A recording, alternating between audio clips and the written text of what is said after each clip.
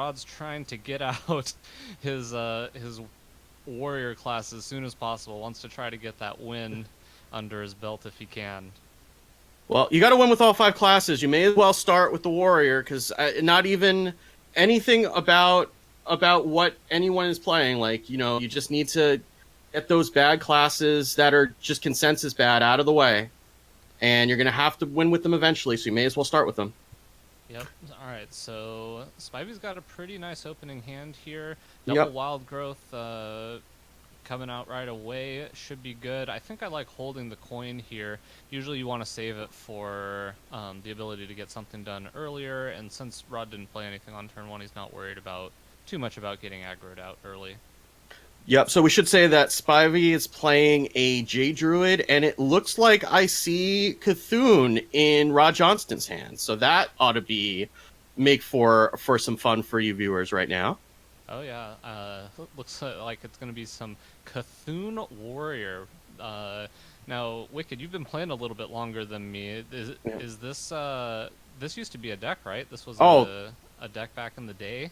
yeah, this was the Control Warrior deck all through the last year because you still had Justicar, and that made it a little bit easier to actually get a whole bunch of armor, but you lost a lot of things like Shield Bearer that you had in the original Control Warrior list. So this was kind of the new win condition for Control Warrior is that you'd build up a giant Cthulhu, you'd use Ancient Shield Bearer to get 10 armor at a time. You had brands, you get 10 in 2 bursts, and then eventually you'd Cthulhu, and sometimes you run Doomcaller in case the first Cthulhu isn't enough. So I don't know if we'll see if Rod's doing that, but we certainly are getting Cthulhu up to the critical 10-10 level where the Ancient Shield Bearer and the Twin Emperor Veclor start triggering. And then it looks like Spivey is already ramped up to 9 mana, and he looks like he's thinking about getting Malfurion down so he can Yeah, start building up some armor. I think I like it this turn. You know, it just lines up well. You get to use your hero power this turn Yeah. too. I mean, you're just so far ahead in mana right now. There's a consideration for maybe like branching paths and drawing a couple cards to try to hit a UI on curve next turn. But I find it really hard to pass up the opportunity to just use all your 9 mana this turn, and then if you don't draw UI, you can just do that same play next turn. Yeah, and there is also consideration for using branching paths once you have a board to be able to buff up those 1/5s into 3/5s too. So it looks like Rod takes the shield off of the Cthulhu's Chosen and bumps into one of the spiders and plays a Twilight Elder that will continue to buff his Cthulhu. Not usually a card you see in Cthulhu Warrior as much as Cthulhu Druid, but still a very valid card that will get Cthulhu bigger and bigger. And it looks like we're going to go for the branching paths now. I wonder what he goes for with this. It feels like you really need to try to hit a UI pretty soon because you're Yeah. running out of cards right now. Ends up playing the Jade Idol before the branching pass. Okay, so Yeah, to buff it up, that makes sense. Oh, and then we're going to go for the other one that we picked up off the first one. So just trying to try it. And it's interesting to know, and we won't know if that was his plan going in or if he kind of aborted once he got the second branching pass. He decided to split the difference on the attack and the draw. But so we're going to clear off one of the minions and leave the Twilight Elder up. Yeah, this looks pretty interesting. I mean, I think I probably would have tried to draw a little bit more there because Yeah. I mean, you have this Aya and everything, but you really need to start hitting your power cards because as you can see, Rod's building out a pretty good board, but Well, if the UI just shows up in your hand, then it doesn't matter. That's just how Druid does. You just wait. If you wait long enough, the UI just comes to you naturally. But it's kind but of you an could. awkward place to play it though. Like, I Yeah. mean, I think you definitely do play it this turn, but I mean, I also don't really see a problem with going like Aya, Wrath, Hero Power Yep, too. and that looks like that's what he's going to do. He's going to go for Aya. He's going to Wrath to take 3 damage off of the 4/6. No need to draw because you have the UI coming for sure. And then Hero powering that down. You can see this is why Cthulhu Warrior was so popular because especially back when Old Gods was the only expansion other than TGT and the 2 adventures. Like these 2 4/6s coming down was just a brick wall. Now it's not quite as impressive, but back then it was really hard to get through those taunts. And this is the other power play that it looks like Rod's going for right now is the Ancient Shield Bearer. Just gain 10 life out of nowhere. Though I I don't actually think I like playing Scourge Lord there. You can trade Yeah. with Aya and then get your hero power online. I mean, you're gonna be able to use that shield bearer to gain that armor kind of whenever you want, and getting the value from Garrosh seemed like a decent place for it last turn. Yeah. I mean, I guess the other consideration, which Spivey didn't go for, was taking the front half off of the Aya and setting up for the Brawl next turn. But looks like we're gonna trade off that shield bearer, protect the Aya, and use the UI to clear the rest, and then we have an Arcane Tyrant if we want it. And I don't know about you. Actually we didn't play the Arcane Tyrant. That's interesting. Yeah, that is kind of interesting. I wonder what he's trying to play around, because I would have thought that you wanted to play Arcane Tyrant just so that you could um, entice the Brawl to come out from Rod Johnston. That way, Yeah. the turn after, you just follow up with Jade Spirit, Jade Behemoth, and just kind of get super far ahead. Yeah, though, I mean, there is something to be said that a classic strategy to go up against Control Warrior is that you never put two more than two threats out at a time. I don't know if that applies for a 0-mana 4/4 because I never played against Control Warrior when that was a thing, but that, if right now you can see that Brawl's in his hand, but it doesn't really do much. And even, like, we're going to use the Doomcaller to actually buff the Cthulhu, That's pretty interesting. I would yeah. have thought that you really needed to get that. You're going to need that extra Cthulhu, but I guess Rod was looking, or Spivey's look. Sorry, Rod was looking at that play and not really. It wasn't going to be. It was going to be a very lackluster play unless he, did something like play the Doomcaller. I guess we should note that according to the list, Rod is actually running 2 copies of Doomcaller, which is which is not usually you would only run one. So maybe he can afford to use this first one to pump up the Cthulhu, try to clear off some of this board, and then use the second one eventually to put it back to his deck. And it looks like that's exactly what's happening. Yeah, so it's going to be interesting to see where all of these pings land. Yeah. I mean, the fact is that Rod's now going to have a 14/14 on the board. Ooh. That's the one. You cleared the one minion you didn't really want to clear, and then that's it, and Rod just concedes. So that's game one to Spivey right there. That's the other thing that I noticed when I was trying to play Cthulhu Druid earlier this season is that even you get a Cthulhu even up to like 2020, and sometimes it just, especially against Warlock, it just doesn't clear anything. And then you're sitting there with this 2020 minion that they can just clear with like a Siphon Soul or whatever, and then you spent your entire game building up this minion for nothing. So that's the one trap with Cthulhu now, as opposed to when it was kind of the terror of the meta way back when. Yep. All right. So Spivey's out to a 1-0 lead. No longer has to play his Druid deck and is gonna follow up with Shaman. Yep. So we have Shaman versus Hunter, looking like from the On the Hunt in the hand that this is a Spell Hunter.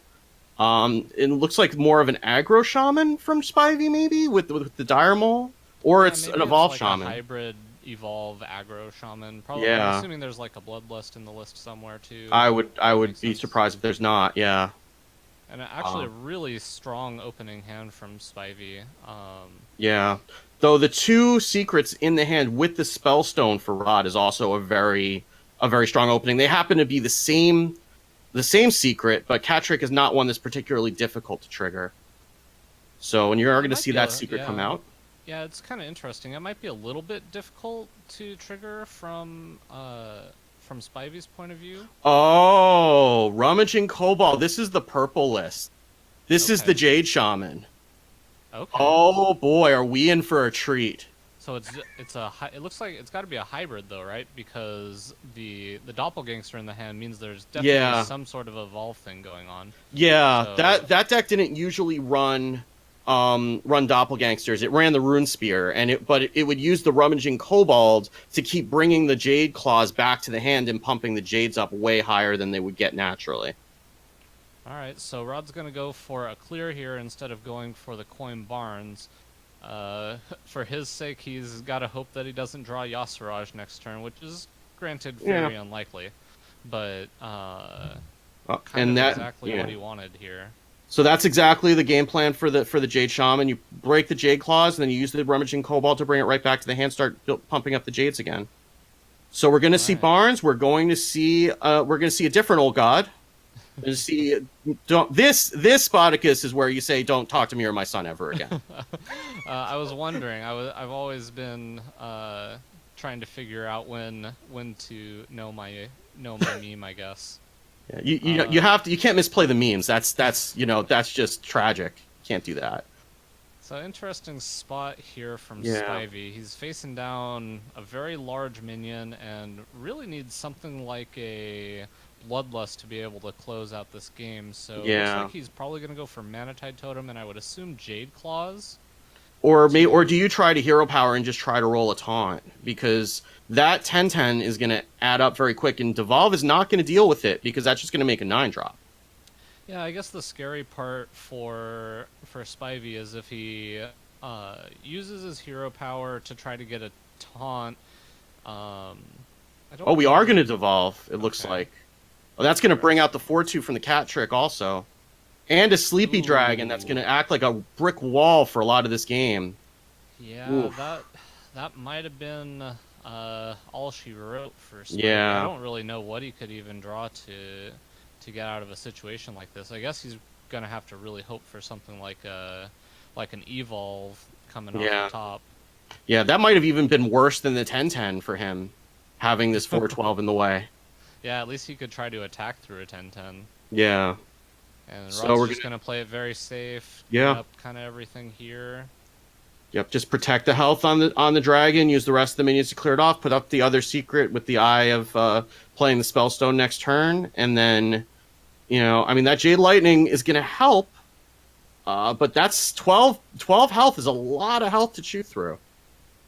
Yeah, I don't really know. You can't really point this Jade Lightning face, right? You're gonna have to get through this 412. You have to.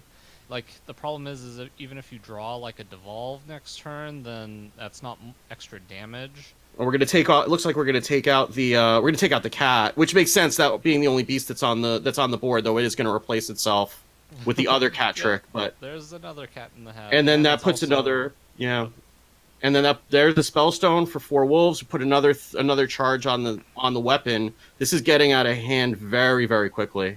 Yeah, Rod's feeling very confident, not even bothering to trade off his Gilded Gargoyle for a bit of extra value. Yep, and there's the concede right the way back the other way. So we're all tied up 1-1. After that, we have a very dominant display from the Jade Druid, followed by a dominant display by the Spell Hunter. Yeah, that's kind of what Barnes on 4 will do, though. Yeah, I've heard real good. I've heard somewhere that Barnes is a good card. I don't, I've never really played with it myself. Oh, really? Interesting. Yeah, I've heard it's a decent card though. I mean, I've played against it a lot. Usually on turn 4, it feels like every single time. Not that I'm salty or anything. Yeah. Especially this last weekend or I guess this week with the Brawliseum, it feels like people are just out to get you with the Yasiraj decks. Oh yeah.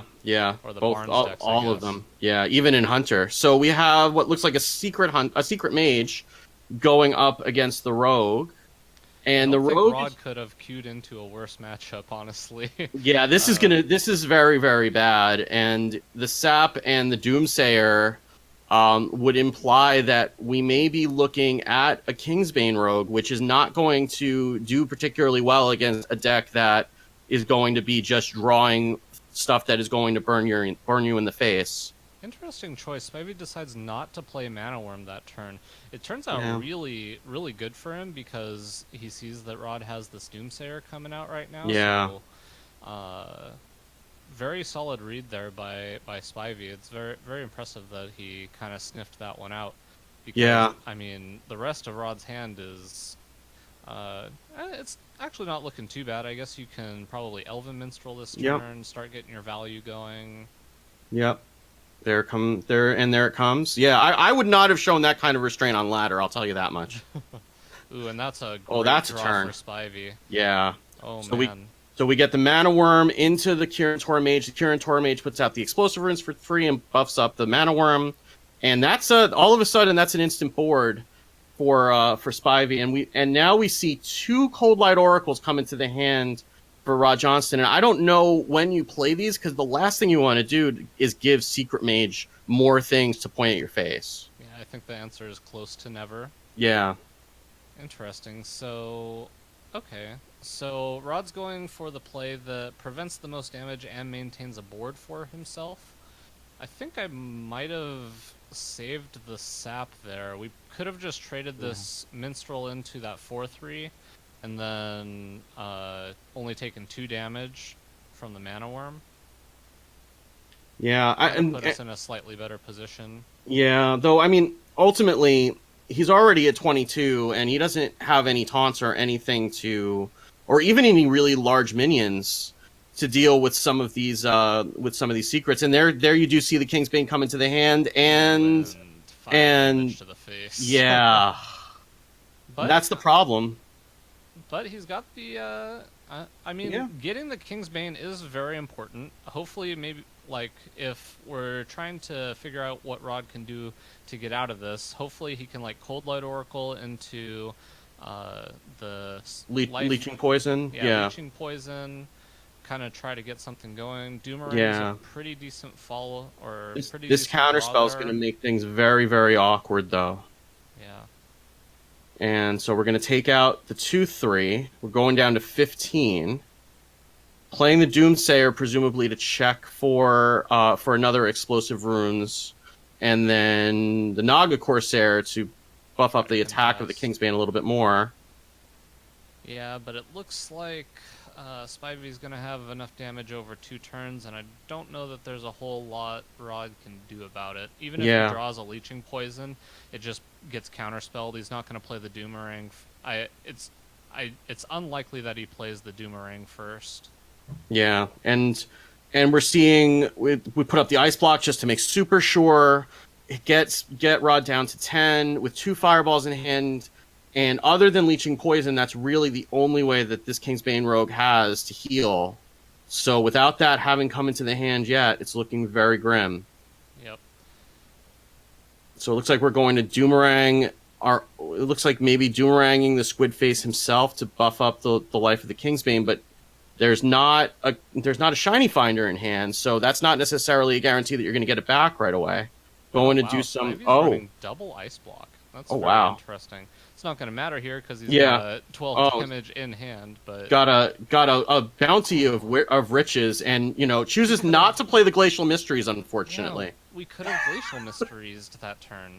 It's a clear misplay. So it's good. Not. So we're up 2-1 in favor of Spyvrr. Yep. So it's going to be real interesting when it comes down to the end of this, when everybody's already won with all of their other decks, and it's going to be Warrior versus Warrior at the end there. Oh boy. Well, I don't know. I mean, it depends on what else Spyvrr has. This Kingsbane Rogue could struggle if he's playing a full aggressive lineup too. It's going to go right back to the Kingsbane Rogue, and we're going to see what Spyvrr brought for his Warrior, and it is Quest Warrior. So that's a much better matchup. There's a Cold Light Oracle in that Quest Warrior. Interesting. Okay, wow. So I'm guessing by the inclusion of the Cold Light Oracle, Spyvrr's trying to say essentially, I need to finish my quest ASAP, get it online, so I don't really care about giving my opponent a little bit of extra resources. I'll make up for it with a brawl. Yeah. Hopefully his plan is not full on fatigue, because that is not going to end up with a happy ending against this Kingsbane Rogue. Yep. Look at this combo. He's got the Cornered Sentry into Mind Control combo. Oh, wow.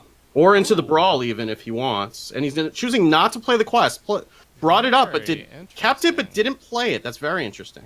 Okay, so he's trying to conceal that he has... that he is Quest Warrior here. I don't know how it'll pay off. I mean, I don't really see a turn that... I guess we can like coin into the Blood Razor and then go like Fire Plume into Cornered Sentry. Don't know how much I love that play. I don't know how much value he gains by concealing that he is Quest Warrior. Yeah, though I mean, at the end of the day, until he plays a taunt, it doesn't matter, right? Because I mean, if all he's doing is saving himself from having to spend that 1 mana later, but there's no harm in holding the quest until you're actually going to activate it, the way the Quest Mage sometimes does. Right. So this is an interesting turn, and I'm not sure which way he... we are going to play the quest now, and then looks like we're going to play the Cornered Sentry right behind it. Okay. or we're not. We're just going to armor up. I Okay. think he's looking to just kind of use this Blood Razor to clear that. Yeah. Um, the oh my god, the Shiny Finder, and then he can attack with the Blood Razor and then Cornered Sentry Yeah. afterwards to get that Whirlwind effect right away. Yeah, I do like the idea of clearing the Shiny Finder ASAP, though, because there is the chance that Rod could draw into a Shadow Step, and that does make it easier for him to get the Kingsbane back. Though obviously there are better cards that you might want to Shadow Step than the Shiny Finder. Yeah, I think you're more looking for like Cold Lights with the Shadow Step. The Shiny Finder, the bigger problem was that he took 6 damage from it, Yeah, and even though Kingsbane Rogue is not necessarily like an aggressive deck, like just taking that extra chip damage early just means it's going to be easier for Rod later in the game to kind of fatigue you out potentially. Because I yeah. don't think a lot of the Taunt Warriors are playing cards like Dead Man's Hand and stuff like that, so Well, milling they're is usually not playing definitely Cold Light Oracles either, so. fair enough. I mean, yeah, it definitely could be. I could see Rod going for a fatigue strategy, but more than Yeah. likely he's just gonna make a very large Kingsbane and Yeah. So we're gonna sap this Direhorn Hatchling back to the hand in order to draw a couple more minions off the Elven Minstrel, which seems like a reasonable strategy, and no time at all for that for that Hatchling to come right back out. oh yeah, and then Greenskin's Ooh. gonna come out. That's starting to be a very formidable Kingsbane there. Yeah. I mean, even without the lifesteal, even without any of the fatigue or burning any cards or anything, it's just all of a sudden like 4 damage a turn guaranteed is becoming a scary thing in and of its own, and all of a sudden Spivey's got lost half of his life total already. Gets the shield slam, but there's no armor to go along with it right now.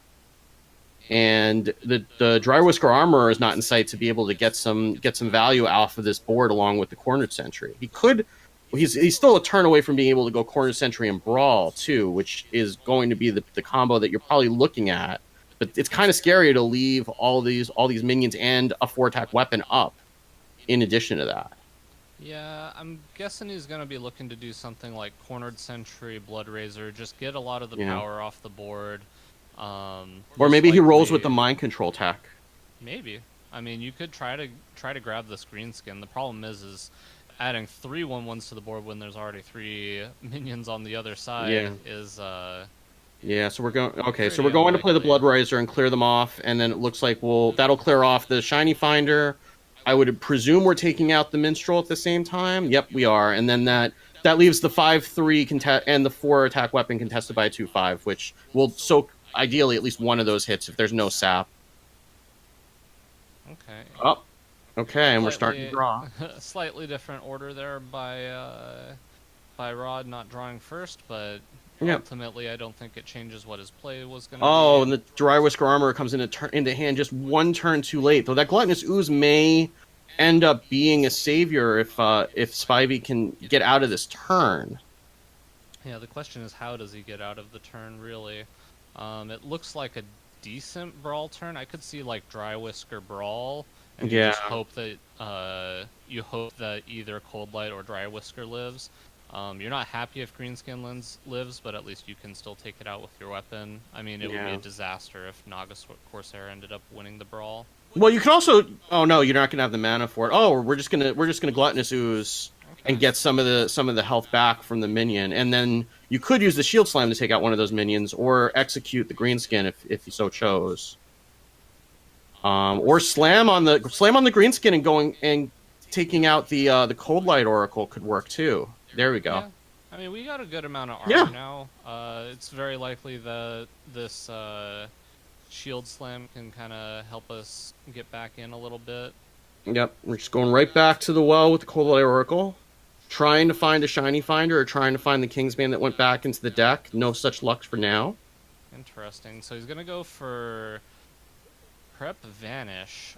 I think I might have considered. Oh, okay. I was gonna say I would yeah. have considered getting the Gluttonous Ooze, but it gets destroyed by max hand size. Yeah.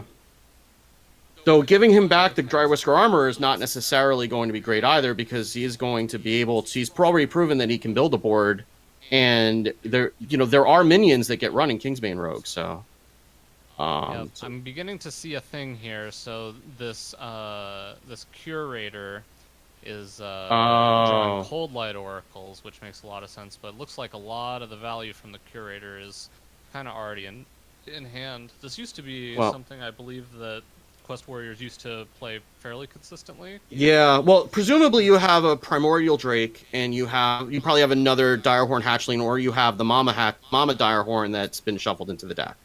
So there is still value to be had with the curator. And generally, the curator, when you play this deck, is how you kind of speed run to finish the quest up. But that doesn't help if all of those cards end up getting burned by Cold Light Oracles. And there's the Leeching Poison. So now things are starting to get inevitable. Yep. I mean, and if you just look, Rod still has just a ton of gas in hand. A little bit light on the draw, so if this Kingsbane were to die again, it might take a bit for him to get it back into hand, but overall, just kind of in a dominant position right now. Yeah, and I'd be very surprised to see second Ooze in this deck. I mean, we did see 2 Doom Colors in the Thune Warrior, so anything is possible, but though life total is kind of getting back up to where we want it to be. We're up to 22 life combined with the armor and the health for Spyvrr, and you're only doing 5 a turn, well, 6 a turn now with the Kingsbane for now, but that's going to grow very, very quickly. Okay, maybe 7. Yep, it's kind of just starting to get bigger and bigger. Yeah, this is where, as a control player, you start saying words that we can't say on the stream. Ooh, okay, he uses Doomerang a little bit early so that he can get the Kingsbane in hand. Surprised you played it out again. You've already seen an Ooze. You don't really want to give them another out to be able to destroy your weapon again. So kind of an interesting choice there. Yeah, though I guess you could reasonably assume that if Spivey's running an Ooze, he's running 1. You're probably very safe having gotten rid of that. But yeah, it is a consideration. Yeah. Okay, and then he goes for Curator here over Gemstead Golem. That's one that I haven't seen a whole lot of. Yeah, that is actually run in the Quest Warrior now, in the rare times that it's run, just because it's a cheap minion that you can get out to get the quest out.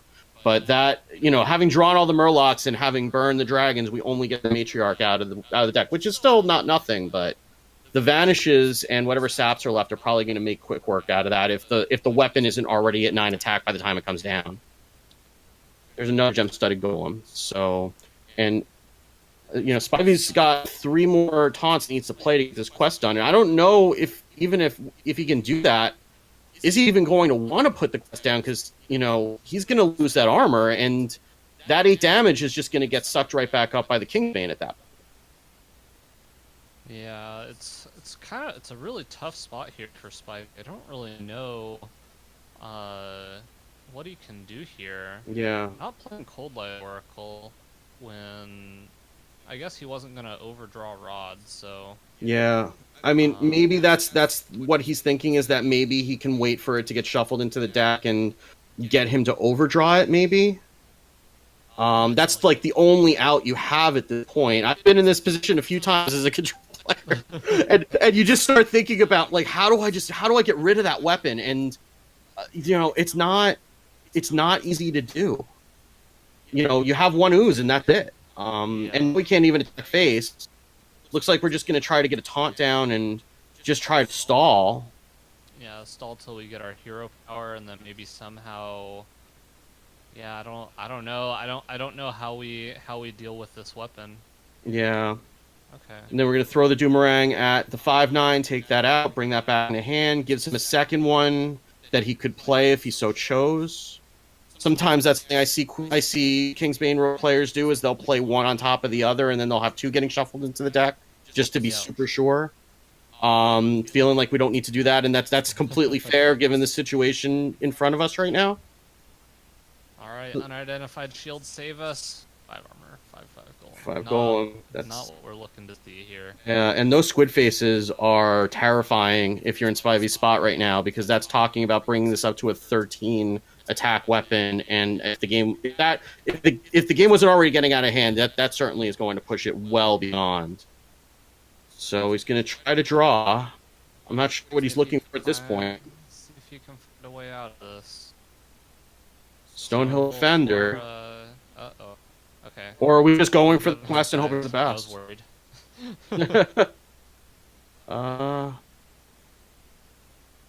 What do you even take? Alley Armorsmith, I guess? Just to... You can't play it this turn, though. You just take the Public Defender. I mean, I guess it depends on if he's playing this weapon this turn or not, which I can't imagine he would be.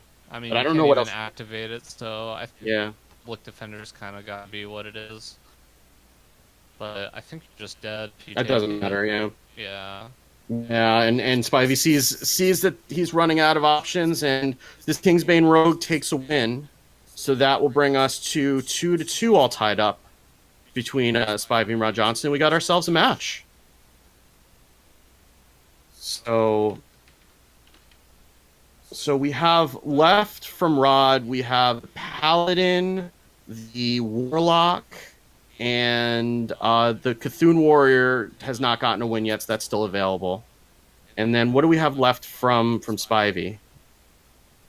We have obviously so that warrior. Shaman and that same warrior. Okay, so we're going right back to the warrior, and it should have a better matchup against the Paladin, because if one thing that can get in the way of Paladin is a wall of taunts. So yeah, and in addition, the hero power from going into the Death Knight Garrosh is also very strong. Dry Whisker armor is generally very strong. This seems to be a fairly fortunate queuing for Spivey. Yeah. Not that he had a lot of other choices. Oh, taking the on curve Dirty Rat, which is sometimes the thing you do in Quest Warrior, and pulling out the Knife Juggler for Rod, and then able to put down the Direwolf. In addition to that, and the Lost in the Jungle. I guess it goes without saying, if you've been playing ladder at all this past couple of weeks, this is a dude Paladin that Rod is playing. Yep. And we're just gonna clean up that. We're gonna clean up that Dirty Rat right away, and that's a scary board right now. The Dry Whisker armor is going to turn that into 8 armor, but that's going to get eaten right back up. Yep. But so the Blood Spivey Razor in hand will help. Yeah, I mean, Spivey is doing a good job of keeping his hand size low. We do see the Divine Favor in Rod Johnston's hand that could be very dangerous later. Oh, not even waiting to see the card that comes into the hand before the Blood Razor's already coming out, and I can't say I argue with him. That was absolutely the play. And all Rod can do is put out a 1/1. All right, so yeah, we're gonna go. Just put up a taunt. And this is kind of what you were talking about. You know, now Rod's looking at his hand like, well, I have the Stand Against Darkness, but it just gets eaten up by the second charge of this Blood Razor. Yeah, I mean, the Tarim will help, but there's only one Tarim, and there's a lot of taunts in the deck. Oh, yeah. I mean, this is the same problem that it has against Control Warlock. You just see that matchup a lot more than this one. Here comes the 5/9 that's not going to be able to attack probably for a little while, but it doesn't really matter because it's doing its job by just standing in front of these Silverhand recruits and looking menacing. Yep, that's a reasonable pickup, potentially saving grace for Rod picking up that Call to Arms. If there's anything that could happen, plays the Call to Arms second. Gonna miss out on a little bit of Knife Juggler value there, but though I wonder, do you think that's the right play here? I thought you throw the Stand Against Darkness into this to try to get rid of the weapon before you start throwing out the Call to Arms, where you're gonna have more valuable minions coming out. So I kind of like doing this play. You're really likely to get the Blood Razor to come out here, and Stand gets way better once you draw your Steward of Darkshires. Oh, true. So he might be trying to hold on to those with hopes that he either sticks aboard with the Call to Arms and then can tear him, or if it goes a couple more turns, he goes Stand Against Darkness into Steward of Darkshire, Stand Against Darkness, and maybe, just maybe, he can stick aboard to try to get something done in this game. Yeah, that's going to be a tall order against this deck. Yeah, I mean, we already see the Brawl, Oh, and the second Blood Razor too. Oh man, I don't Wow. really, I don't know what Rod's gonna be able to do here. He's gonna need something pretty significant, and that's not it.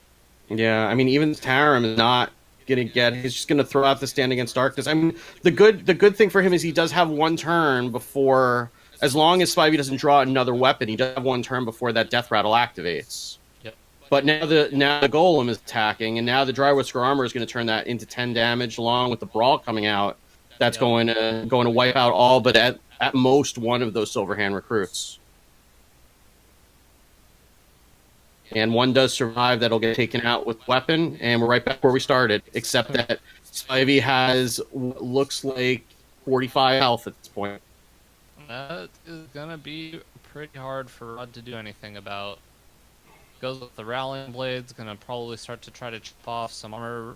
Yeah. Guess not. Just wants to get some cards out of his hand so that maybe he can just get this Divine Favor off and draw any amount of cards, because right now it's just unfortunately very dead card in his hand. And this is point. not usually how it goes against a Control Warrior. Like, I mean, this is kind of a really weird version of the Control Warrior here. I don't really know what Rod can do here. I mean, he can normally tear him, maybe. I mean, he could throw out a minion and tear him, and at least get through this one taunt. Yeah. So that's one down, and 16 to go, I suppose. I mean, if we're looking at Spivey's hand though, he doesn't have a whole lot going on as he draws a draw two. Ooh, and a Primordial Drake is that just Primordial what the Drake's gonna be doctor huge. ordered.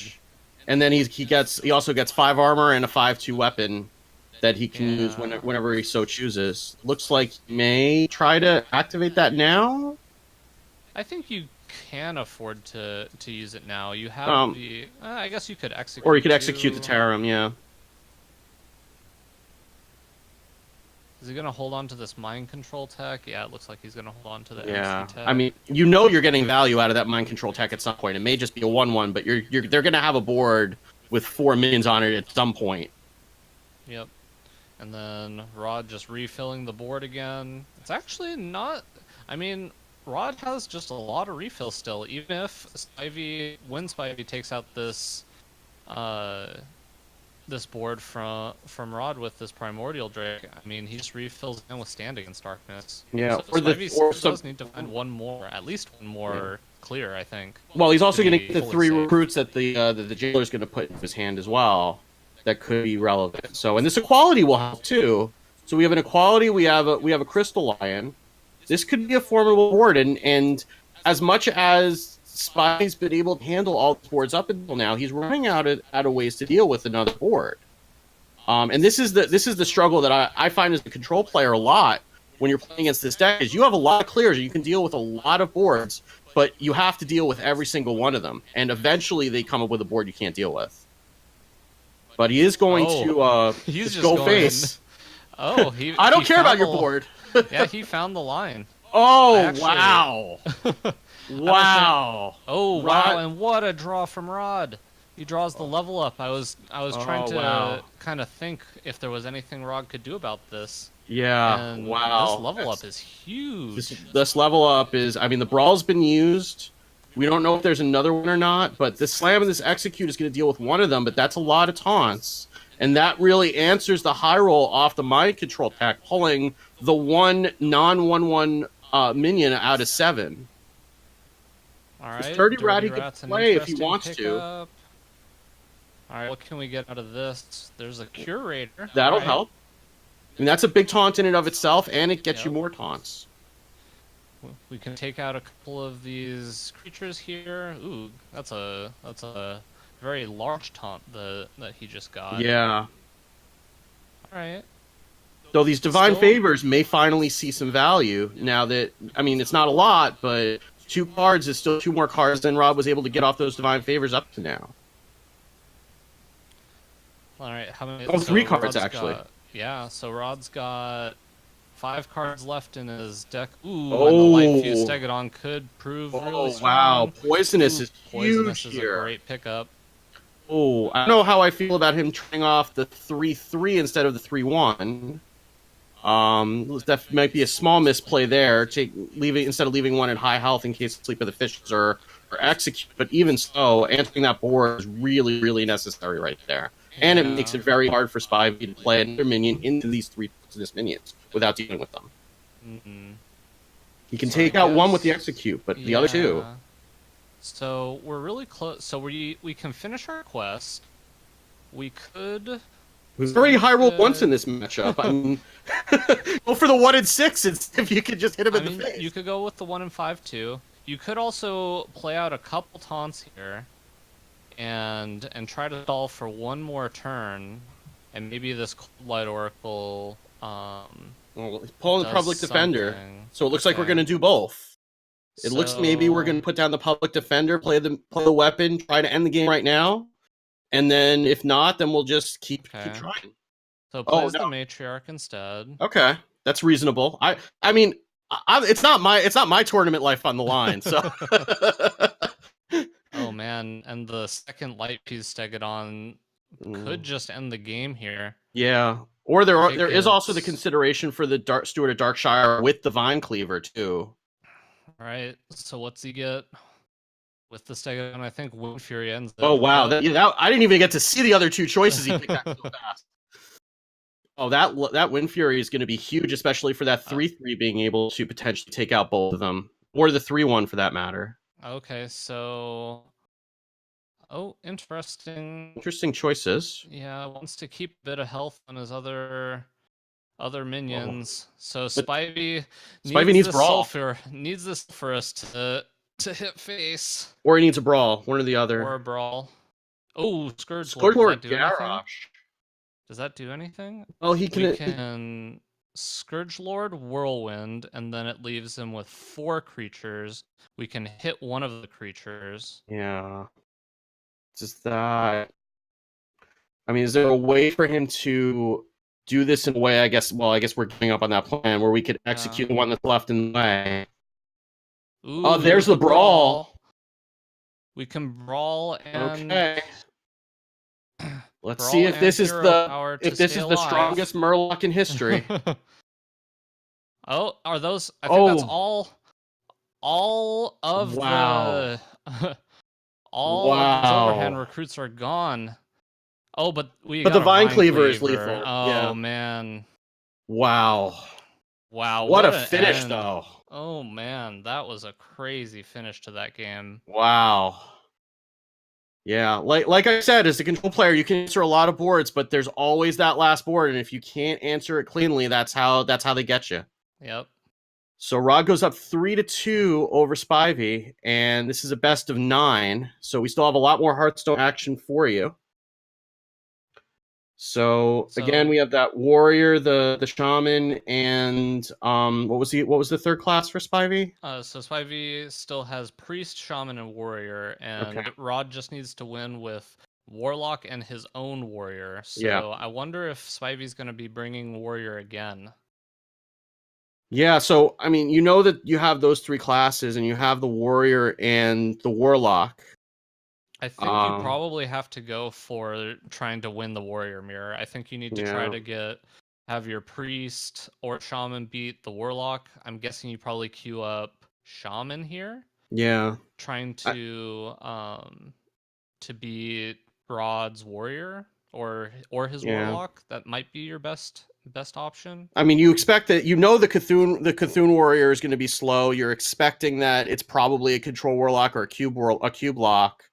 So it looks like we're going to go for some sort of. Oh, is this the Control Dragon Priest? It looks still like my heart. I was gonna say I don't think Spyvrr is one to be known for playing like the combo Dragon Priest, and I saw the Potion of Madness, but this Shadow Word Horror makes it definitely look like it's gonna be the Control Dragon Priest, and I wonder how this deck does against Cthulhu Warrior. Yeah, I've played a lot of this deck, but I have not seen that particular matchup. I can tell you that this is a really great choice, assuming that Rob was going to go with the Warlock, because this deck eats the Warlock for lunch. But against the Cthulhu Warrior, it could be kind of dicey. I mean, it depends if he's running the version with mind controls. then that's one way to answer the Cthulhu after it comes out and not have to worry about the Doomcaller putting it back in the deck for a second and third attempt. Yeah, but you do have to survive it. Yes, that is very true. You do have to survive it. Though you do, I mean, the latest versions of this list run things like Primordial Drake that have fairly large butts that can withstand a Cthulhu onslaught. But yeah, and this so Cthulhu's Chosen, I think, is going to be a yeah, major issue for Divine Spyvrr. Shield and 4 attack is not those are not things that Priest likes to see. Okay, Twilight Acolyte's actually a reasonable answer Yeah. to it, but you also kind of gonna need one of those for Cthulhu. Yeah, or for the Doomcaller if that gets played out ahead of Cthulhu like it did the last time, because that's still kind of a threat that you need to deal with on your own. There's the pint-sized potion. We're going to Shadow Word Pain the Twilight Elder, which is perfectly reasonable. Don't want to let Cthulhu get any bigger than he has to. And there comes the Cthulhu's Chosen, and that is not fun to deal with. Yeah, I don't know what Spivey's going to do to be able to deal with this. I Well, guess play Twilight Drake to contest. Yeah, I mean, pint-size horror will deal with this eventually, but he doesn't have the horror in his hand right now. And it looks like we're going to see the Disciple come to try to whittle this Twilight Drake down. I think he's just going to use or he's going to execute it. Yeah, that would make sense. Just keep your 4/2 healthy. You know it's hard for Spivey to deal with it. Yeah, and that's one of the biggest threats in the deck. Yeah, and here comes the Northshire Cleric. So this is probably closer to Amnesiac's list that runs the Glimmerroots. And usually that list doesn't have mind control. It usually tops out at the Drakes. Okay, so we go with the Power Word Shield to try to... Okay. Oh, there we go. I kind of like this. Oh, we're going to see Temporus? Oh, I can't imagine. No, I think this is probably a Scaled Nightmare. Yeah. You could consider maybe Deathwing here. No, we're gonna take Deathwing. I mean, Deathwing's fine because Deathwing's a big body in and of itself that'll soak a lot of Cthulhu shots, and it just sits in your hand and activates all your dragons for the rest of the game, basically. So that's perfectly fair. I mean, Temporus is kind of scary because if you play it and then they drop Cthulhu and then attack with it immediately, that's a bad time. Yeah, Spivey really wishes he had horror here. It'd be a really nice way to clean up this board. Yeah. So, I mean, you could just Twilight Acolyte the 4/2 maybe. And silence the 3/6. I mean, you really do need to silence that if you're not going to be able to clear it right away without killing it. Yeah. And Spivey agrees. Okay, so he's going to use a Dustbreaker to clear this for you. I kind of like that. You really do need this Twilight Acolyte to do work on a much bigger minion. Yeah. Yeah, and also potentially you combine that with Potion of Madness and Shadow Word Horror, remove it on your side of the board if it's something like Cthulhu. We're all going to go for Shield Block. This Battle Rage is looking worse and worse in his hand now. Yeah. You may just have to play it now to get some value out of it. Yeah. Zola the Gorgon. That is... Ooh, there's the Cthulhu. There's the Cthulhu. Imagine playing Cthulhu and then getting to Zola it. Oof. That sounds spicy. Yeah. Or play it on the Doomcaller too. That's almost as good. I mean, it doesn't go into the hand, it goes in the deck. So we're gonna pump up the Cthulhu. And that gets to 13-13, which is not big enough to really worry about yet, but we're getting there. And yeah, Twilight Acolyte's going to deal with this Doomcaller as you would expect, and it'll be interesting to see if he decides to Shadow Word Horror this right away or just let that sit on the board. I mean, you do have the second Twilight Acolyte, so maybe you try to get a little greedy with it. I would think you would. I would think that you're saving that Shadow Word Horror to at least hit 2 minions. Yeah, and Spivey's going to let that sit there. So it looks like we have a second Crazed Worshipper. Okay. Man, this is like every Cthulhu card too. Like you would not like the old school Cthulhu list never ran this many Cthulhu cards. Usually you just ran the 2/3 and you ran the Cthulhu's Chosen and the Panda, and then Vekler and the Shield Bearers, and that was it. This is a lot more Cthulhu. We're really trying to get Cthulhu as high as we can. Oh, Anduin's going to be interesting too. That's actually a really good pickup. That's one of the cards Spivey is going to need to be able to figure out a way back into this game, I think. Well, I mean, Twilight Acolyte Shadow Word Horror will deal with Cthulhu when it comes down. The first one. And that's probably going to be a better way to deal with this because you really don't want to take away your ability to heal this early in the game, especially knowing that there's probably more Cthulhu's to come. Yep. So, but we'll see how he decides to. And also, well, I guess it won't deal with the he could actually pair that with a pint size also. Oh, he's just going to Anduin here. Yep. He's going to be very sad when he sees that second Doomcaller come down, both because it's going to be a 7/9 on its own, and it's going to mean that Cthulhu is coming back into the deck. Yeah, this game is just looking really good for Rod right now. I Yeah. don't really know what Spivey can do about this. Yeah. I mean, even if he somehow is able to deal with this board that's currently out here, Alex I Straza just don't could know how he help. gets any damage in. Yeah. Well, Alex Straza could do 15 on his own, but I don't know that we're in a position to play Okay. that. But we are going to drop the Deathwing Dragon Lord. I like it. And It yeah. gives us a shot at getting in and Oh. doing some damage. Oh my god, this turn is disgusting. Wow. So we're gonna put two Okay. 4/6 taunts on the board that Spivey's gonna have trouble dealing with to begin with, and we're gonna get another Cthulhu back in our deck. Well, I mean, just look, he can go Twilight Acolyte on the Yep. 7/9, pint size horror, Yep. That'll and clear up clear the this whole whole board. board and get 12 damage in. Yeah. And then we have Alex for next turn. Maybe he's got a shot here. Yeah. I mean, he might be okay if this Cthulhu stays in the deck chilling and doesn't come back into the hand. He might be okay for a little while, though the second Doomcaller might start to be an issue too. And this deck usually does not run Shadow or Death, by the way. So what you're looking at is Twilight Acolyte shenanigans to deal with those big minions. And if we're using that on the 7/9 right now, that's the second one. So it's going to be very difficult without pulling something out of Rod's deck to deal with this subsequent Cthulhu's when they come down. We are going to use the Shadow Word Horror to clear off this board and then go face for 12.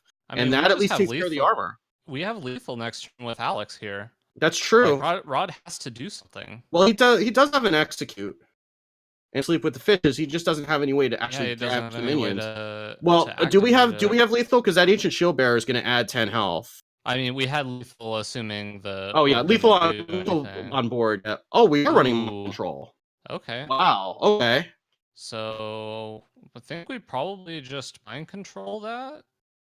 I mean, maybe you just use the 7/4, or you use the 12/12 to trade it off. Okay. All right. So yeah, I'm not sure if I would have rather used the 7/4 to trade it off, just because it's going to be easier to kill off. And now we're not getting any value out of the death route right now. It's probably okay. So wow, this did health total. Probably going to end up mind controlling that 6/6. I think you have to, because the thing is even if there it goes. If Rod draws Cthulhu, it might just kill him. So yeah, and this does get another body in the way of the Cthulhu. Ooh, and there it is. There it is. It's a 16/16. I think and we're gonna see it come down. And is he alive? Yeah. No, okay, he's alive. Wow. But he doesn't have. Okay. Oh yeah, he has enough damage with the. with the hero power. Wow. Yeah. Wow, what an end! I thought Rod was gonna get it there with that Cthulhu. It was looking really close. And that's what I'm saying about Cthulhu now, is that you play it, but it maybe clears one min, and then your opponent can sometimes just ignore it and just smack you in the face coming back the other way. And I mean, that just kind of shows you how powerful Anduin still is in Priest, even without Raz of the Chain, because it does give a control Priest deck like that a way to do the last few points of damage and finish out a game that otherwise, before Knights of the Frozen Throne control Priest would just be sitting there and feeling sad that they were too off lethal and couldn't do anything about it. So we're gonna go back into the Cthulhu Warrior, and we're gonna play the Shaman deck again with the Rummaging Cobalts. Yep, and a little bit of an evolve package too. Let's see. So pretty solid opening hand here from Spivey, but it's actually interesting how well these Twilight Elders kind of line up against Spivey's opening hand. So we'll kind of see. Though coining out the Primal Fin is going to leave him with either a Jade Claws he's going to play the Jade Claws out right now. So we're going to have he's going to hit face with it. So you're going to have 3/1 or 2/1 3/1/1s, and you're going to have the weapon by the time that the 3/4 comes down. All right, Yeah. so here comes the 3/4, and I'm wondering if Spivey just plays out. Okay, he's gonna use hero power. Yep. And Okay, then and trade protect yep. his primal fin makes a lot of Yeah. sense. I mean, the Murlocs are going to keep coming back, so you may as well use them and trade that off. And he's got a second one if he clears off the totem. So being smart to not play them both out and then fill up the board. So there's the other Twilight Elder. There's a Bloodlust. Ooh, Bloodlust. That's a big This draw this here. could end He's this starting game to very count right quickly. now. Yeah, Yeah, so this because is 14 right now. we can play Serenite Chain Gang, get in for 2 damage now. Looks like he's considering Primal Fin and Hero Power, maybe. Does get him an extra Yeah, creature, but I think you just play this, fill up your yeah. board, and we got 6 times So 3 is 7. 18. Yeah, so 7 times 3 is 21, 23, 25, 6, 7, 8. 26 is lethal, but we do have the Ooh, Brawl. that brawl was a great pickup from That Rod Johnston. he does not know how good that pickup was. Oh So, man, and the Twilight wow. Elder, Yeah, that what a was a heck brawl. of a turn. We're going to just throw the Doppelgangster out. Even without the Evolve. The Evolve in Yep. hand next turn, and we can do both of them next turn, but those all have to live, and the Disciple of Cthulhu's going to clean one up. Presumably, the Twilight Elder is going to clean up a second. Yep. And then we'll see. We're gonna Zola. We're gonna Zola the 2/1, or we're gonna Zola the. We're gonna Zola 3/4, the. okay. Yeah. Well, I don't know. this I might have is wanted to Zola the 2/1 to try to get another two direct damage, but this is fine too. And we're gonna attack face, and we're gonna evolve, and let's see what's in the box. ooh, Wow, that's pretty relative, good. I mean, relatively solid. Obviously, the yeah, moat you hate to see the moat lurker, but Frozen but Crusher is actually pretty good when you're looking to end the game, yeah, potentially as early as next turn. yeah, and I mean the 3/3 and the 8/8 kind of balance each other out, really. Yep. All right, so Um, shield block going up to 29. oh, that is a dead man's hand. Oh my goodness. Wow. And I think that's gonna do it, right? So we got, I'm so bad at math. Yeah. 16, 19 showing plus another 12 is well over 30. Yeah. So I think this bloodlust is gonna end it. Yeah, it's going to be pretty quick, I would imagine. Yep. Oh, And he's counting it. not taking too And much time to count. He's just there we go. one quick check and then in we go. All right, so we're gonna go to a game 8. Wow. I'm Okay, guessing so now Spivey just has to win with his warrior, and Rod's got to win with warlock and warrior. I have to assume that warlock's going to be coming out next for yeah. Rod. I mean, he may just try to get this Cthulhu warrior through because he has to win with it against this deck eventually. But I don't know. Like, how do you, when you're in this position in a tournament, like, do you try to just kind of get a moral victory and try to get to a different deck and try to change things up, or do you try to just keep going back to the well? I think I like this strategy from Rod. I like just going with your strongest deck. You want to try to force a game 9. You just gotta kind of go with what you think is going to be the best deck for the end. Yeah. Oh, and there's the Mountain Giant in the hand right away. This That's this real cube. strong. So this is a Q block, obviously, and with the N'Zoth package as well. We already see a carnivorous cube coming into the hand, and that's going to be tough for Spyvrr to deal with because there's a lot of little things that end up on the board, especially once the Void Lords start coming down. Yeah, this Gluttonous Ooze is actually pretty nice though for Spivey if he thinks that a weapon's gonna come down. So it's good that it's already in his hand, so he doesn't have to worry about weapon coming down and being really good for a long time. But Giant coming down on turn 4 is gonna be what Spivey's really gonna have to worry about the most. Yeah, that's going to be a problem. I mean, he does have taunts that he can throw in the way, and he's already got one on the board. But that's a big thing that he's going to have to deal with. Can't coin it out because his APM isn't quite that good. But this But Doomsayer could clear the way for that giant to come out. yep, and we save the coin instead of tapping, which is fine. Yep. I It wonder comes if out even either Spivey. way, and so it doesn't matter. I guess Spivey could throw out this dirty rat now. There's That's like probably a going to be the reason. safest time he could do it. I mean, when else is he really going to do it? There's no good time to play a dirty rat against Q-Block, is there? I don't think so. Ends up deciding not to go with it, worried about pulling out like a possessed lackey Yeah, or a void lord or something. But that's fair. Yeah. But yeah, this yeah, giant's going to come down, yep. and we do have a Bloodhoof Brave or a Dirty Rat Dry Whisker Armor that we could throw in the way. Yeah, the Bloodhoof Brave seems safest, so he's going to do that. That'll kind Ooh, of stave it off for one turn, but is that a second one I just saw come into his hand? It yeah, is. second giant. Oof. But the Brawl will help with that. Yep. And then the Dirty Rat, well, he's not going to be able to do that this turn, but two Dirty Rats though. Yeah, I don't think you can brawl this turn. I think it's too early. I think you do Yeah. have to. You might just like dirty rat this turn and then go for dirty rat brawl next turn. I Or think you could that's double a. Dirty Rat and Dry Whisker Armor. That's another play that you can make. Yeah, that seems I mean, it's reasonable. a little bit risky because, who knows what you're going to pull out, but we do see N'Zoth in the hand, so, Yeah. that could work out for him. But I could understand not wanting to potentially pull out a Void Lord or pull out a Doom Guard or something like that could come back and hit him in the face. But this is a lot of damage. Yeah. So Rob plays out the lackey, ends up Oh, going with the Dark Pact.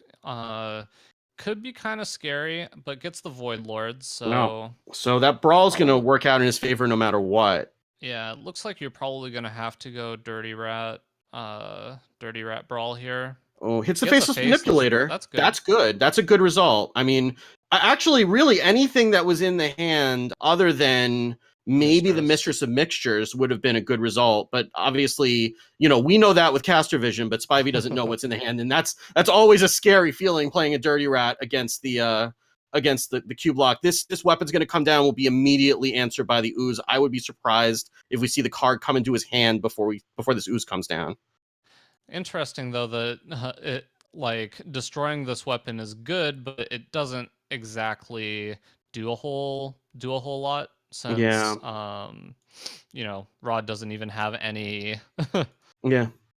doesn't have But any demons in hand. But again, he doesn't know that, right? Right. So, that's a card that's a hand that you're looking at with 7 cards in it. That's terrifying. When you're looking on the other side. This ensures that no free Void Lords are coming out. The Doom Guards from now on are going to have to be played from hand, discarding cards. There's not really any way in standard to get them out otherwise.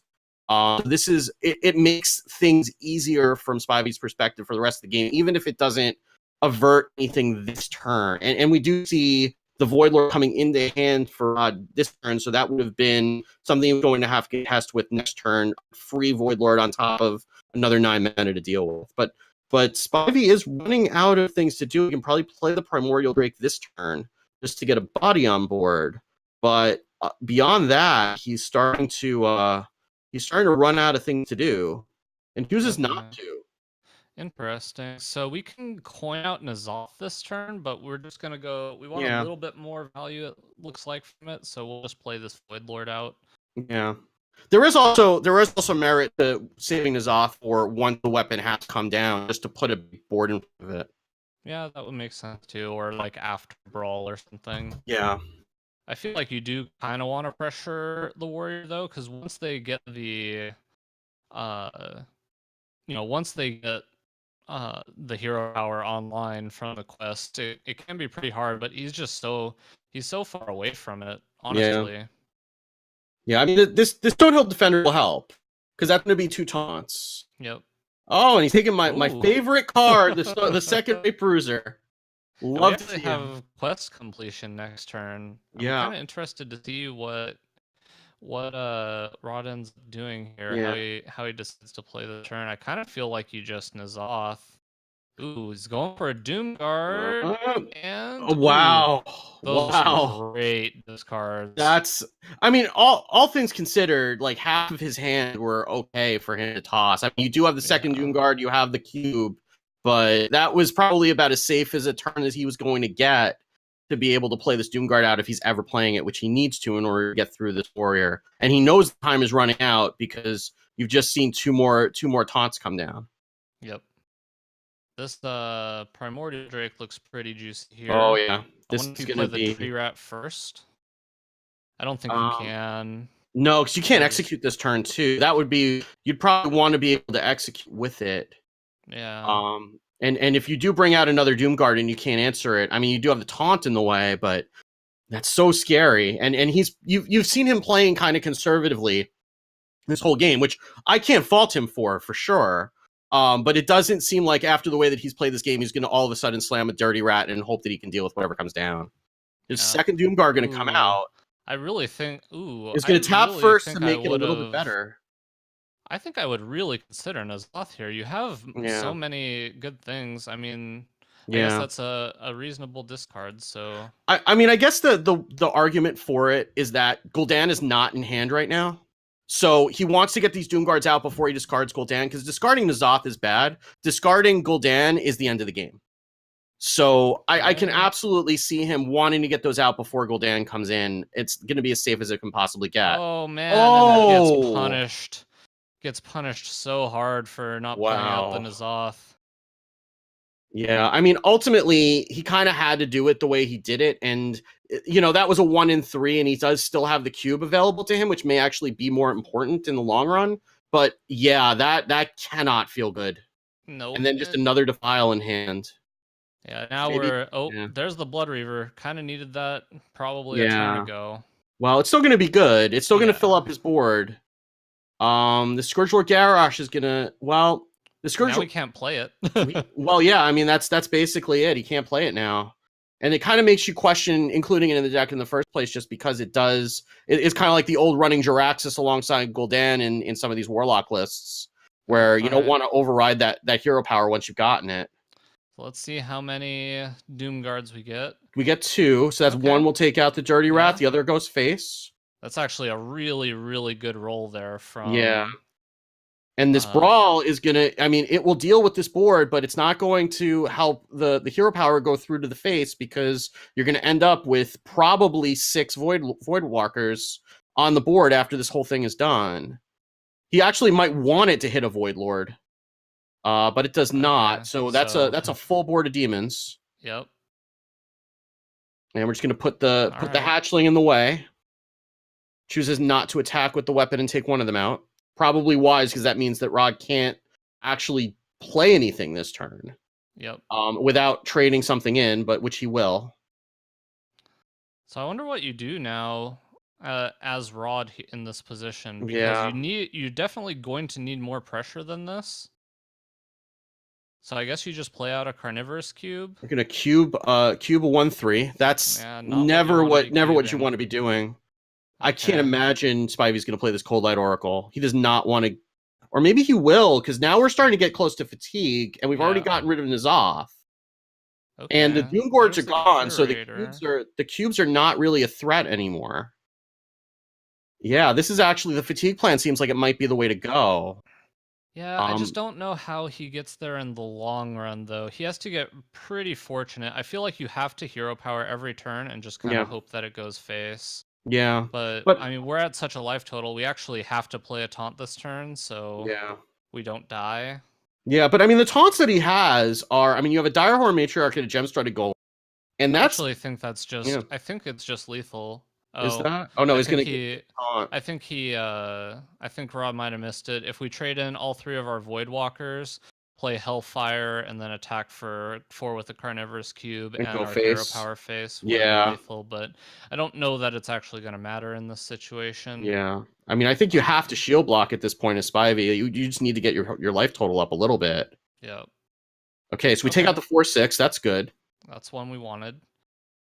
We're going to play the Matriarch. That's something that needs to happen, but you need to get this life total up, because that 3 damage from the hero power is a real threat right now.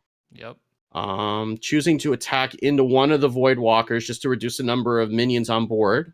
And the fatigue damage will start for Rod. We're going to start whittling away at this 6/9. Take it out with all the rest of the minions on board, and that will get it out of the way and leave 2 1/3s behind. kind of an interesting choice there by Rod to not cube his own cube. I mean, Yeah. I guess I get it in the sense that you probably don't need the extra power on board, but Yeah. Well, we're gonna see where man, oh well, we man, can. I Spivey's wish just Rod knows. on Yeah. Spivey's just on target. He might actually be able to take this in fatigue. Yeah. I mean, Rod just doesn't have a whole lot else going on. Yeah, I mean, it's just a matter of how much more armor generation that Spivey has in his deck, because the thing is that Rod's still healing for three every turn, and he is still, for the time being at least, putting minions down. Though that 8 damage is going to add up real quick. Yep. As this is the he doesn't even get to play a minion this turn. All he has left is a lackey. This cornered sentry is going to be sitting in the hand for the rest of the game, I would imagine. No reason you want to give him more minions to protect his face. I don't know that Rod has any outs here. I don't know that he does either. I don't know how you win this from here, because one of those. I mean, this is you're going to. Well, you can shield slam the 2/2. That's the last minion left in the deck. He's going to decide to try to take a shot with the. Yeah, I don't know. I might have wanted to shield slam that, because it's not pulling out a demon. Now we have a dead dark pact. Like, I don't know why we didn't dark pact last turn too. Well, I mean that 8 damage just cancels out, right? So it doesn't really. If you dark pact it and then you take 8 damage to the face for sure, and Rod concedes. Oh man! And so we have a finalist. We do, and Spivey has won it over Rod Johnston 5-3. With that taunt warrior with the cold light oracles. What a finish. Taking out the warlock that I don't want to say I was sure that we were going to a game 9, but I was not expecting that to be able to take down the warlock with all of those targets it's putting on board, and just going after hero power after hero power. But pulling that N'Zoth turned out to be really critical for that win in that last game, because if Rod has a N'Zoth, is able to build another board full of minions, I don't know that Spivey would be able to overcome it by the time before it was too late, especially getting down to like 7 health at the end of it as he did. Yeah, that was a crazy game. Really well played by both players. I'm going to start a new call. Yep. And see if we can get Spivey in here. Maybe we can just add. Can we just add him to this call? Is that a thing we can do? Is that possible? Yeah, because I think if that's going to the stream, we want to make sure to keep it going. But we're going to try to get Spivey in for a bit of a post game interview. Add friends, Spivey. So if you all can wait just a minute, I'm there, and there he is. And we're here with our match winner and UHL finalist, Spyvrr. How you doing? Congratulations. He's still in. Going through. Yeah, he's getting. Oh yeah, he's sorry. Now. I'm an IT professional. I don't know how to work computers. I'm sorry. So we're getting him into the call now, and hopefully we will have him in just in a moment.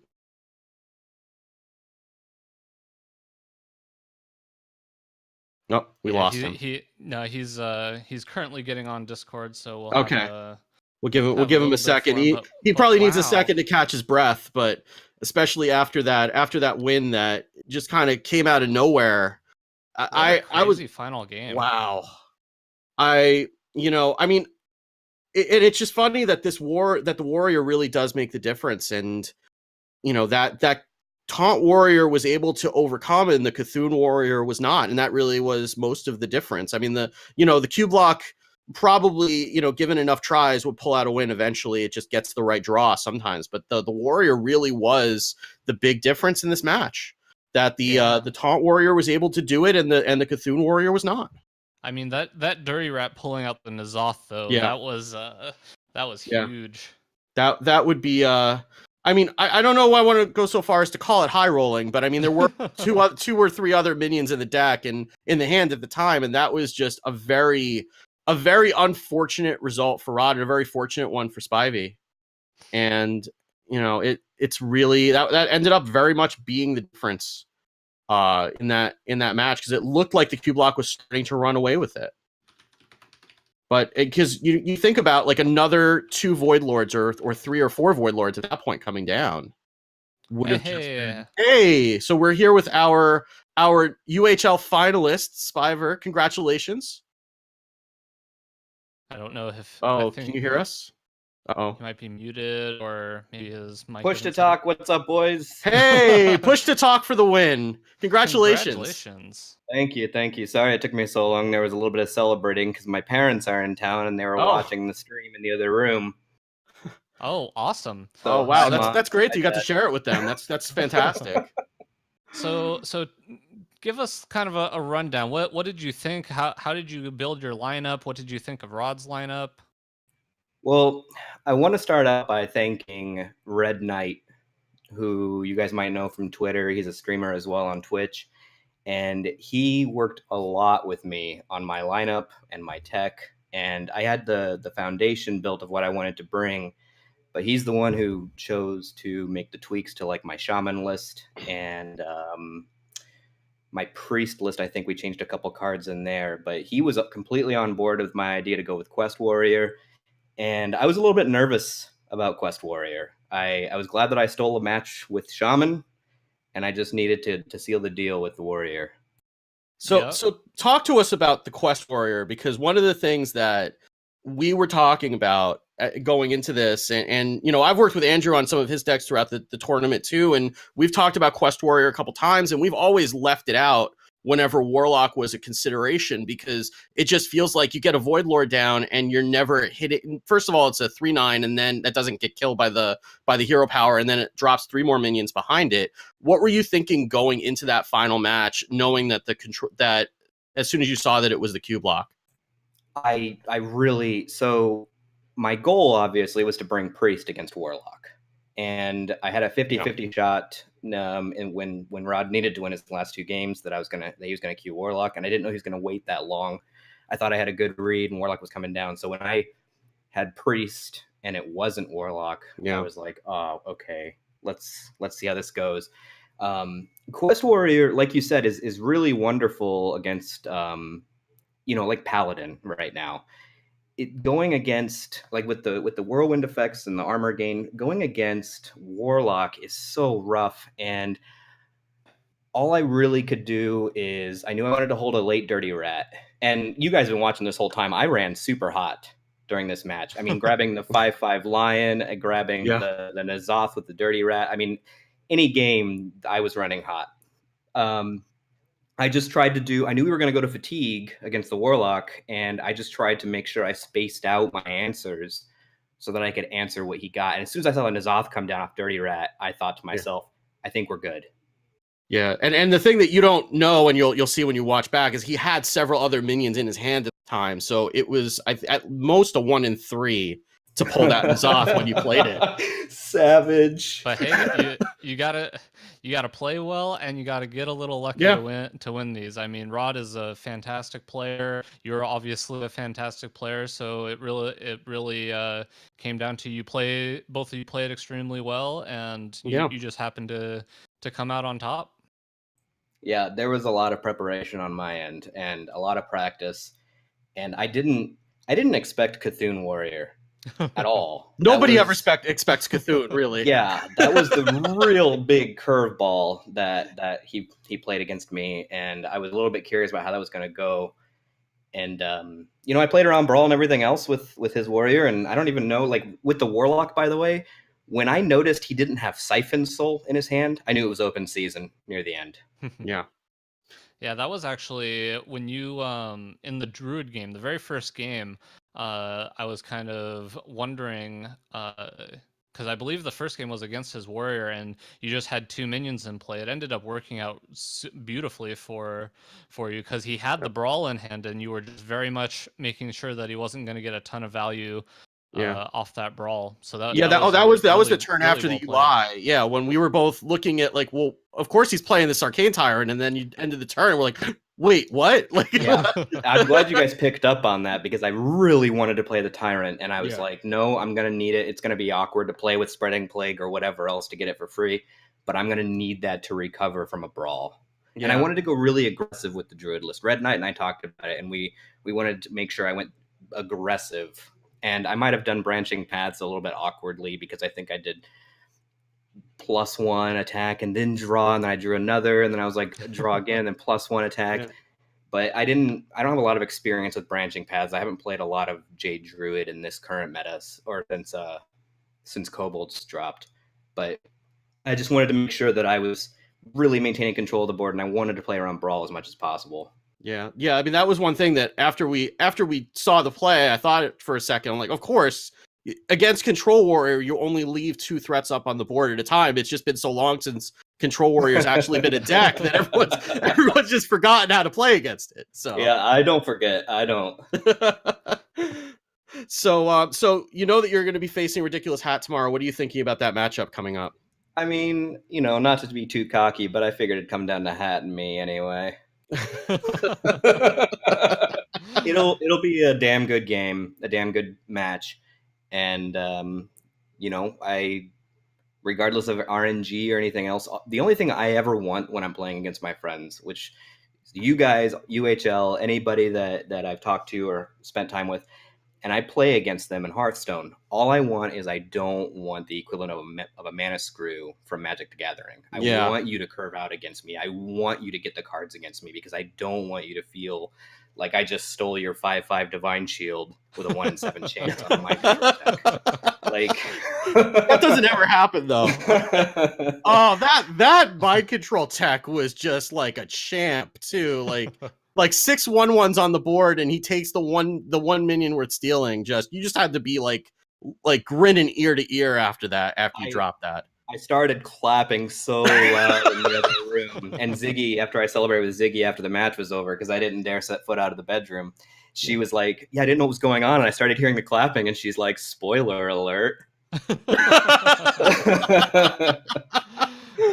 was actually funny though, because you taking the Crystal Lion made him having more Silverhand recruits actually okay. Because yeah, that was brutal. Had you taken a Silverhand recruit, I mean, I guess he could have just made more probably, but 5/5, but yeah, my goal was really just to get the 3/3 on the board to contest, and I knew that there was a really, really good chance, obviously, that I was going to snag a 1/1. But the best possible, I mean, well, like you said, I mean, that game was just so rough, and getting this Silverhand recruit's poisonous. I was just like, oh my god. Yeah, it was just like you're just the board clear deck, and he just keeps making a new board until you ran out of board clears. Yeah, like I said when we were casting the game, like I hate playing that against that deck as a control player, because it's like it feels like you're winning the whole time because you're answering every board, and then there's eventually just one more board that's just a little bit too much, and then that's the end of the game. And that's just the way that goes. But you recovered nicely, obviously. So yeah, thank you. Yeah. All right. Well, thanks so much for accepting this interview. Congratulations again. Can't wait to see you tomorrow. Yeah. So make sure, for all of you in chat, make sure you guys check the United Hearthstone Twitter to find out when we're actually going to be going live with the cast of the final match of Season 1. Yep. And congratulations again, Spyvrr, and we're looking forward to seeing you tomorrow and seeing what you're going to bring. Thanks, boys. Catch you tomorrow. All right. All right. So I guess we will.